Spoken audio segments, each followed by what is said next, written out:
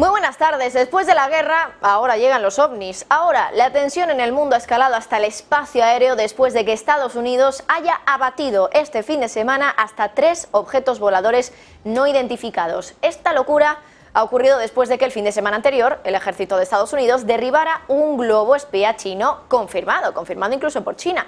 Y hoy precisamente sobre este tema se le ha preguntado a Jens Stoltenberg, secretario de la OTAN. Admite que China lleva mucho tiempo aumentando su vigilancia y no solo sobre Estados Unidos, sino también sobre otros países de la OTAN. Dice que ese va a ser uno de los temas precisamente de los que hablen mañana en una reunión clave, una reunión de ministros de defensa que se va a celebrar en el seno de la OTAN y que va a incluir temas como este. Escuchen a Stoltenberg. Where China, but also Russia, are increasing their intelligence and surveillance activities against NATO allies with many different platforms. We see it in cyber, we see it with satellites, more and more satellites, and we see it then with balloons.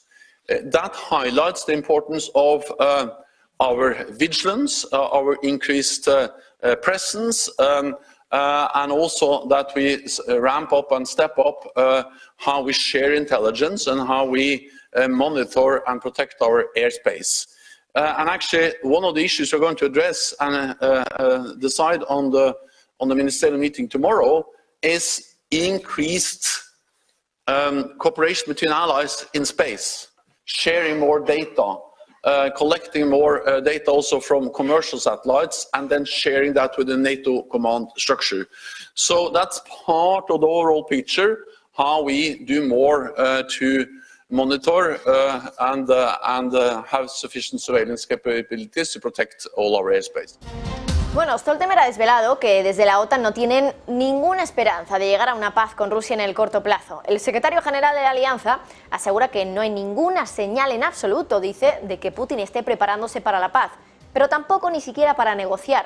Y ahora que se cumple casi ya un año desde que comenzó el conflicto, Stoltenberg asegura que la guerra no ha cambiado en absoluto a la OTAN, y eso a pesar de los evidentes conflictos que han surgido entre los miembros de la alianza, con temas peliagudos como el envío de artillería pesada a Ucrania y otros temas polémicos. Y en lo que no parecen estar de acuerdo los aliados es sobre el hecho de si la OTAN está o no en guerra ya con Rusia. Desde Alemania, la ministra Baerbock lo llegó a decir, lo llegó a sugerir, pero hoy Stoltenberg ha dicho tajantemente que la OTAN no es parte del conflicto, aunque Rusia haya dicho que sí lo es. Bueno, Stoltenberg también ha reconocido el talón de Aquiles de la OTAN en su misión de contener la guerra en Ucrania. Y es que si de momento lo está logrando es en gran parte, en gran medida, por cómo está nutriendo al ejército ucraniano con armas y con munición. Sin embargo, Stoltenberg ha dicho que el ritmo de consumo de esas armas en Ucrania está ya superando con creces el ritmo de producción de esas armas. Es decir, el secretario general de la OTAN básicamente ha dado a entender que esto podría ser insostenible, a no ser que la producción de armas aumente a un ritmo vertiginoso. Bueno, Stoltenberg se ha mostrado optimista con esto, pero reconoce y dice tajantemente y textualmente que tenemos un problema. So yes, we have a challenge, yes, we have a problem, but problems are there to be solved, and we are addressing that problem, and we have strategies to solve it both in the short and also longer term to also mobilize the defense industry. And if there is anything NATO allies and our economies and our societies have proved over decades, is that we are dynamic, we are adaptable, we can change when needed. So if you just send a clear signal and also mobilize the financial resources, as we are doing with our pledge to invest more, then the industry have proven extremely capable of producing more. And let me also add, of course, this is the challenge of having enough ammunition is also a big challenge for Russia. So it just shows that this is a war of attrition, and a war of attrition becomes a battle of logistics. And we focus on the logistical part of the defense capacity, defense industry capacity to ramp up production. Esta mañana la web de la OTAN ha sufrido problemas y ha estado inactiva durante varias horas por un ataque de hackers. La red rusa Russian Killnet se lo ha atribuido y la OTAN también cree que fueron ellos. Pero los piratas informáticos no solo se han quedado ahí. también han atacado los sitios web de otras divisiones de la OTAN, incluido la web de Strategic Aircraft Capability, una división que realiza operaciones aéreas militares y humanitarias. Y de hecho los hackers han interrumpido las comunicaciones entre la OTAN y un avión militar que entregaba ayuda humanitaria a las víctimas de los terremotos en Turquía y en Siria, según apunta The Telegraph. Ya no acabará ahí el hackeo de esa misma red rusa, y es que Russian Killnet ha asegurado en su Telegram que también han hackeado la web de la base militar estadounidense de Ramstein, en Alemania. No sé si lo recuerdan o si les suena ese nombre, pero es el lugar donde se reunieron los líderes de Occidente cuando tuvieron que decidir sobre el envío de tanques a Ucrania. Por el momento no sabemos más información sobre este asunto, pero desde luego que vamos a seguir muy pendientes a todo esto. Pero también al asunto de los globos, que desde luego se ha desmoronado y ha desatado todo un pánico. Ya están viendo ustedes que desde el 4 de febrero, Estados Unidos ha derribado ese globo espía chino. Parecía luego que había calma durante días, sin embargo este fin de semana ha vuelto la locura, porque el espacio aéreo de Estados Unidos podemos decir que ha sufrido una invasión de objetos voladores no identificados, es decir, de ovnis. De hecho, los cazas del ejército han derribado este fin de semana 3 ovnis, el último ayer, un objeto octagonal sobre el lago Hurón.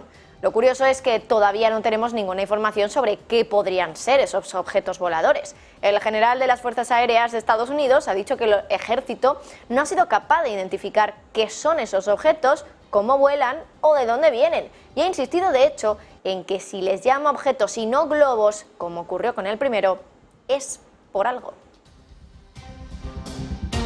Lo más curioso de todo es que Estados Unidos no descarta absolutamente nada, no descarta incluso que sean alienígenas, extraterrestres.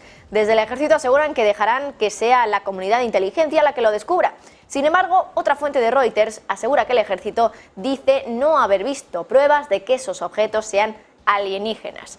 Desde las fuerzas militares insisten en que todavía hay que evaluar las amenazas o las potenciales amenazas que se aproximan a Estados Unidos a través del espacio aéreo. Pero una de las mayores incógnitas, desde luego, de todo esto es cómo es posible que justo después de detectar el globo espía chino, casualmente hayan salido otros 3 ovnis. Ovnis que, por cierto, no se habían visto en Estados Unidos, por supuesto, en los últimos tiempos. Desde el Pentágono dicen que ha sido una cuestión de mayor precaución, simplemente, y de más atención a lo que hay en los cielos estadounidenses. Dicen además que si han tomado la tajante decisión de derribarlos todos, es por una mayor precaución. La asistente del secretario de Defensa ha asegurado hoy también que después del episodio del globo espía han estado observando el espacio aéreo con mayor escrutinio, sobre todo en esas altitudes, y que han mejorado su radar. Y dice que eso básicamente es lo que explica por qué han aumentado tanto los objetos que han detectado en la última semana. Básicamente porque han empezado a mirar más.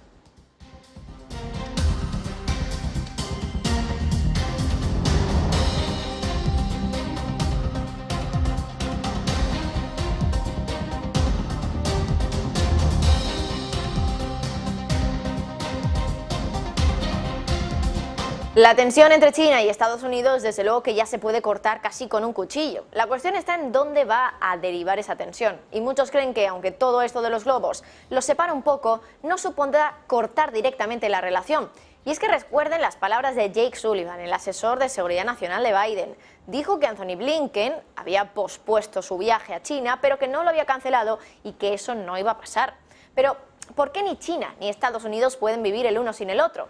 Empezamos por China, y es que China necesita reanimar su economía después del aletargamiento del COVID, y para ello le interesa convencer a Estados Unidos, entre otras cosas, para que no lleve adelante la legislación que le impediría producir semiconductores. Y desde la parte americana, aunque hayan insistido en que el asunto del globo ha sido una violación de la soberanía de Estados Unidos, también han dicho que los canales de comunicación deben seguir abiertos con China. En resumen, China y Estados Unidos se necesitan, aunque la tensión se masque.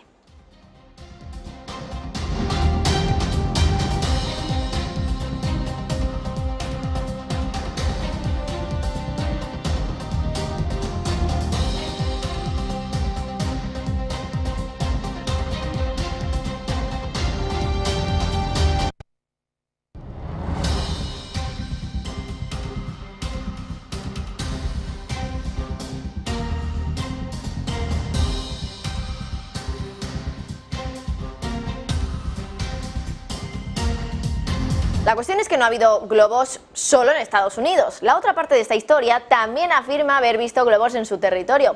China asegura que Estados Unidos ha sobrevolado su espacio aéreo con más de 10 globos de gran altitud, pero eso sí, ese recuento de 10 globos se hace desde principios de enero de 2022, es decir, en un año China dice haber visto 10 globos estadounidenses en su territorio.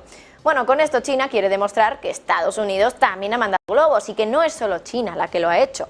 Hoy desde el gobierno también han vuelto a hablar de cómo ha respondido China sobre el derribo de ese globo espía. Dice que su respuesta es responsable y profesional.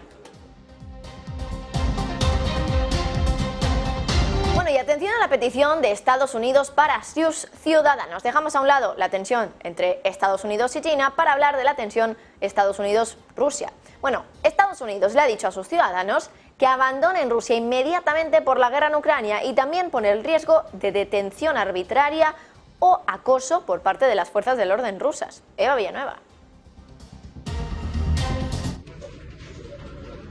Estados Unidos ha pedido a sus ciudadanos que abandonen Rusia de forma inmediata, y no solo por ese marco de conflicto de invasión de Ucrania, sino también por el riesgo, y es lo que sobresale, el riesgo de detención arbitraria o acoso, dicen, por parte de las fuerzas del orden rusas. Según el comunicado que ha emitido la embajada estadounidense en Moscú, los ciudadanos de Estados Unidos que residan o viajen a Rusia deben salir de inmediato, y además les advierten que extremen la precaución precisamente por ese motivo, por el riesgo de detenciones arbitrarias. Del mismo modo, ha pedido que no se viaje a Rusia. No es la primera vez que la embajada ha emitido esta consigna, esta advertencia de que se abandone el país que gobierna Vladimir Putin o que no se viaje al mismo. Pero, de hecho, la última llegaba prácticamente hace unos meses, el pasado mes de septiembre, cuando Putin llevaba a cabo esa movilización parcial para reclutar fuerzas para esa operación especial, como llaman, a la invasión de Ucrania. Pues bien, la embajada estadounidense denuncia ahora que los servicios de seguridad rusos han detenido a ciudadanos estadounidenses bajo cargos espurios para detenerles y acosarles. Advierten que además se les ha negado un trato justo y transparente y les han condenado en juicios secretos o sin presentar pruebas creíbles. Y parece que a China le crecen los enemigos. Ahora en su lista podría estar también Filipinas, o así lo sugieren desde ese país, porque ahora Filipinas ha acusado a China de apuntar a uno de sus barcos de la Guardia Costera con un láser de grado militar en el mar de China Meridional. Y es que la presencia casi constante de Pekín en las aguas en disputa aumenta las tensiones que hay en esa región. Dicen desde Filipinas que el láser se dirigió al buque filipino en hasta 2 ocasiones y que causó una ceguera temporal a la tripulación en el puente. El incidente ocurrió en Ayungin Shoal, una característica terrestre controlada por Filipinas, también conocida como Second Thomas Shoal. Pero el uso de láseres no es algo nuevo para China. De hecho, fue el centro de atención cuando hace un año Australia y Canadá le acusaron a un buque de guerra chino de dirigir un láser a su avión militar. Pero ¿está prohibido apuntar con un láser a otro barco, por ejemplo? Bueno, el protocolo sobre armas láser cegadoras, que por cierto China ha firmado, solo prohíbe explícitamente el uso de láseres contra pilotos. Sin embargo, apuntar a un barco también puede socavar la seguridad, según funcionarios militares y de la Guardia Costera. Pero hay toda una disputa sobre el mar de China Meridional. China lo reclama casi en su totalidad, pero esa afirmación ha sido rechazada por un fallo de arbitraje de 2016 por no tener base en el derecho internacional.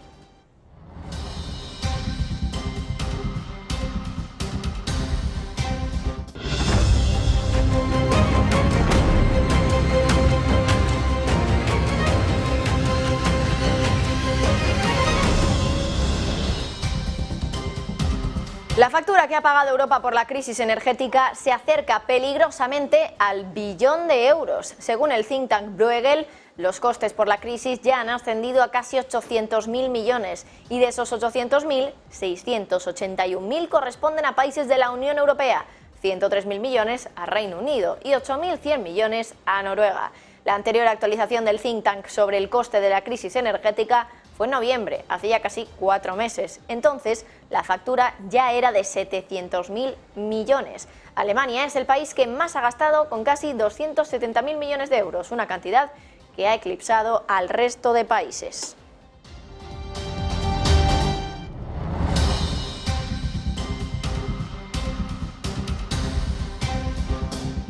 Un grupo de países une fuerzas para advertir a Europa contra la reforma del mercado energético que pretenden llevar a cabo en este caso Europa, la Unión Europea.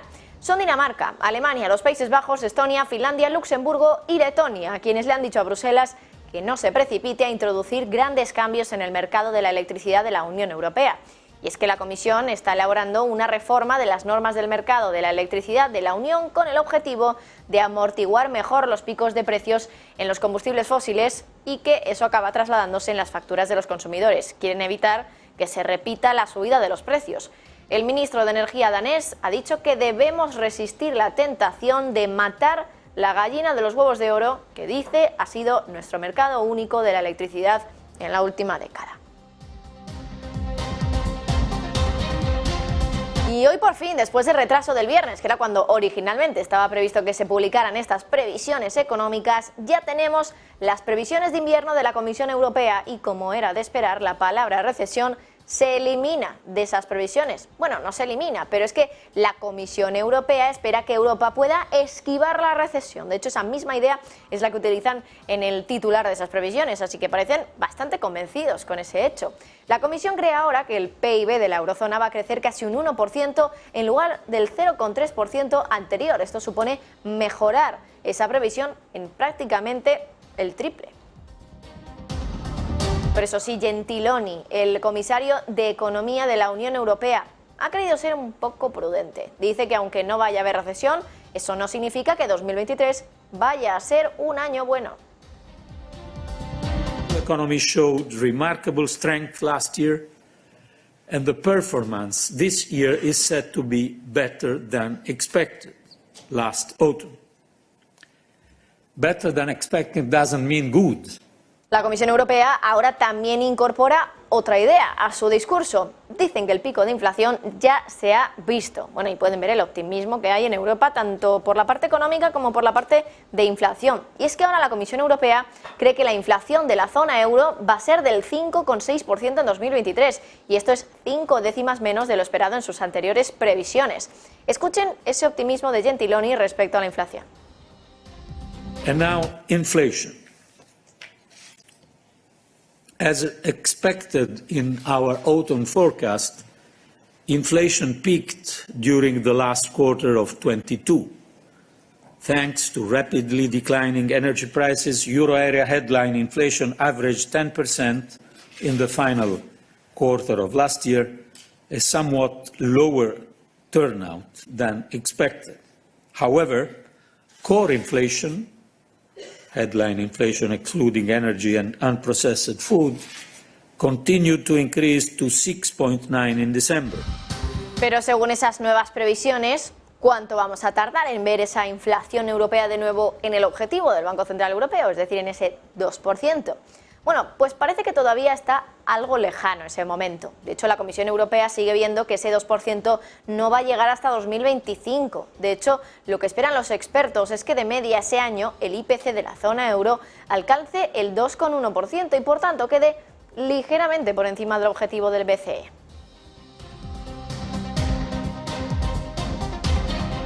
Pero hay un temor, un evento que podría hacer que la inflación de nuevo comience a aflorar. Gentiloni ha apuntado directamente a China. Dice que su reapertura, la reapertura de su economía después de ese aletargamiento del que hablábamos antes por el COVID, podría provocar un nuevo repunte de la inflación. Escuchen la advertencia de Gentiloni. External demand could turn out to be more robust following China's reopening, which could, however, fuel global inflation. Especially next year, upside risks to inflation prevail, as price pressures may turn out broader and more entrenched than expected if wage growth were to settle at above average rates for a sustained period. Por cierto, ¿se acuerdan del bloqueo del canal de Suez que duró días en 2021 por el buque de Evergreen? Bueno, pues ahora han denunciado a la empresa justo por eso, y le piden 43 millones de euros como indemnización por las pérdidas ocasionadas. La denunciante es la gigante del comercio marítimo Maersk y la información es del portal Shipping Watch. Maersk quiere que Evergreen cubra las pérdidas que le ocasionó el bloqueo del canal de Suez, que se ocasionó, bueno, pues entre otras cosas por ese estancamiento del buque de Evergreen. Sin embargo, esta empresa niega tener ninguna responsabilidad por los daños ocasionados a la denunciante. Así que ahí está de momento esa denuncia de Evergreen por el bloqueo del canal de Suez.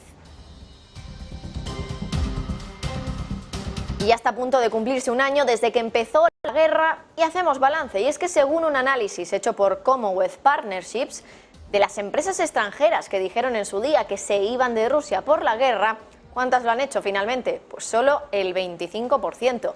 Según el análisis que cita Interfax, de las 85 empresas y marcas que han anunciado cambios en sus operaciones en Rusia, solo una cuarta parte ha cortado por completo los lazos con la economía del país. Eva Villanueva.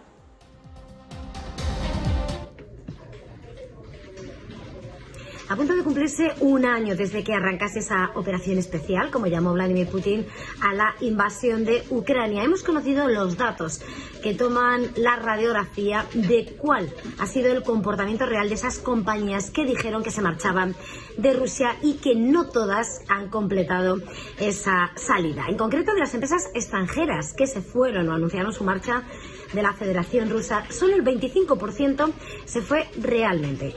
Así lo recoge el análisis que ha realizado Commonwealth Partnership y que cita Interfax. De las 85 empresas y marcas que anunciaron cambios en esas operaciones con Rusia, solo una cuarta parte ha cortado por completo con los lazos con la economía rusa. Por otra parte, alrededor del 40% de las marcas que anunciaron su retirada mantuvieron su presencia en gran medida. ¿Y cómo? Han utilizado esa cesión de derechos de propiedad de marcas minoristas individuales a nuevos propietarios.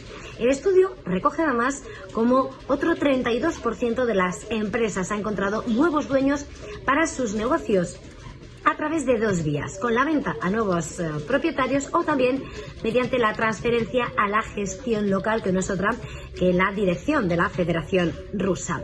Pero también el 6% de las empresas ha reanudado labores tras la suspensión de actividades, algunas, es así, renombradas.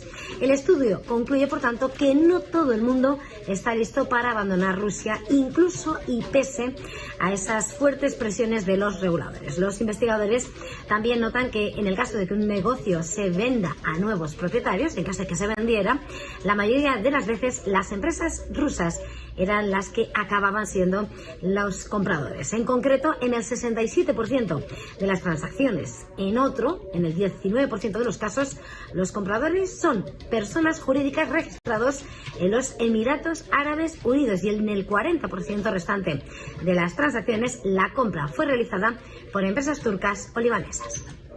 Y nos vamos ya con el mercado porque tenemos a los futuros de Wall Street subiendo, concretamente un 0,5 para el Nasdaq y un 0,23% para el S&P 500. Y una de las claves que podría marcar el día de hoy es el discurso de una de las gobernadoras de la Reserva Federal, que es Michelle Bowman. Está hablando ahora mismo en la American Bankers Association y tenemos para ustedes la retransmisión en directo de esa comparecencia. Vamos a escuchar a Bowman.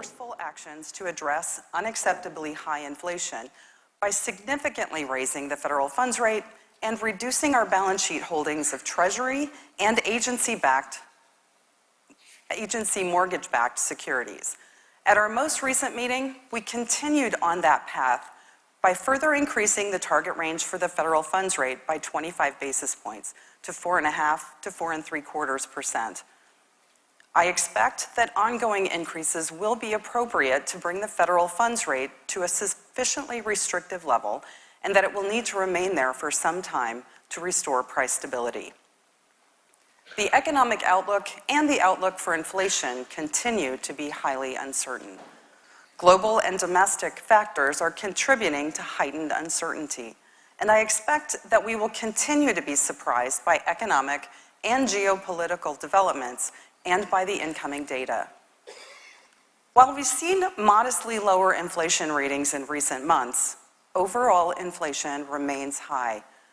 Measures of core services inflation have been persistently elevated, and labor demand exceeds the supply of available workers, which is leading employers to increase wages in an effort to retain and attract workers. The ongoing tightness in the labor market puts upward pressure on inflation, even if some components of inflation moderate due to improvements in supply-side factors. The longer that high inflation persists, the more likely it is that households and businesses may come to expect higher inflation in the longer term. Should that be the case, the FOMC's job of lowering inflation would be even more challenging. So given the highly uncertain environment, my views on the future path of monetary policy will continue to be informed by the incoming data and its implications for the outlook. I will continue to look for consistent evidence that inflation remains on a downward path when considering further rate increases and at what point we will have achieved a sufficiently restrictive stance for the policy rate. We are still far from achieving price stability, and I expect that it will be necessary to further tighten monetary policy to bring down inflation down toward our goal. Doing so will likely lead to subdued growth in economic activity and some softening in labor market conditions. While there are costs and risks to tightening monetary policy to lower inflation, I see the costs and risks of allowing inflation to persist as far greater. Restoring price stability is essential to support a sustainably strong labor market. So turning to the focus of my remarks today, I'd like to share my thoughts on several current aspects of banking supervision and regulation. What I'm going to say next will certainly not surprise you. I expect that there will be meaningful changes in regulations, guidance, and supervisory expectations over the coming year. While some of these changes will affect only the largest institutions, many will affect community bankers like you and may impact your work to support your local communities. To be clear, the issues facing the banking industry continue to evolve over time, and the regulatory response to these changes must adapt as well. But as we continue to review and revisit the regulatory framework, I'd like to share a few thoughts about how the Federal Reserve can best fulfill its missions of furthering the safety and soundness of banks and promoting the stability of the financial system. Specifically, I'll plan to discuss three topics that are more interconnected than they may appear. First is Federal Reserve independence. The second is predictability in the applications process. And the third is tailoring of regulations and supervision. So I'll start with Federal Reserve independence. Most often, the independence of the Federal Reserve is discussed in terms of the independence in the setting of monetary policy. While the value of independent decision-making in monetary policy is vital, and research shows that it leads to better policy outcomes in the long run, it also is important to emphasize the value of independence in banking supervision and regulation. You may have recently seen Chair Powell's speech on this topic, in which he noted that independence in our bank regulatory function helps to ensure that our decisions are driven primarily by the goals of promoting a safe and sound financial system and safeguarding the stability of the U.S. financial system. In this context, independence also means that we are not influenced by political considerations in making policy decisions. The Federal Reserve's independence in bank regulation also provides stability and consistency to regulated institutions. So let me be clear, I'm not suggesting that bank regulation remains static in the face of change. To the contrary, the Federal Reserve's regulatory approach must be capable of addressing and adapting. Bueno, pues nada de desinflación ni nada de optimismo por el momento. En las palabras de Michelle Bowman, una de las gobernadoras de la Reserva Federal, lo que está diciendo Michelle Bowman es que la inflación todavía está muy alta. Bueno, un mensaje que también nos trasladó el presidente Jerome Powell, pero que acompañó con la palabra desinflación en muchas ocasiones, diciendo que la desinflación ya había comenzado.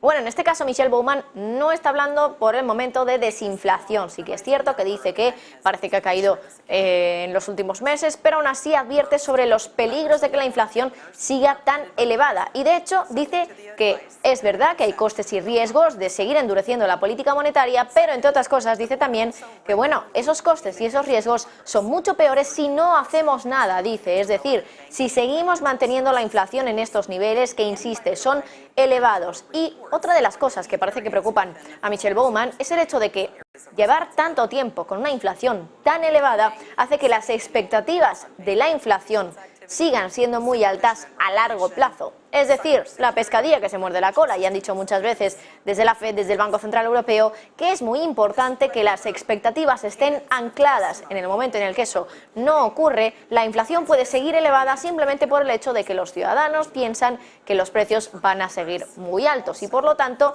pues como decimos, es una rueda, es una pescadilla que se muerde la cola y la inflación acaba por no bajar nunca. Por eso es labor de los bancos centrales tener esto muy claro y conseguir anclar estas expectativas. Bueno, ha insistido también en el mensaje de Powell de que van a seguir subiendo los tipos de interés. Dice que va a haber más subidas de tipos y que todavía están lejos de haber conseguido esa estabilidad de los precios. Dice que van a seguir teniendo que ser restrictivos, que van a seguir teniendo que restringir la política monetaria y endurecer también, por tanto, su enfoque respecto a los tipos de interés. Seguimos escuchando a Bowman.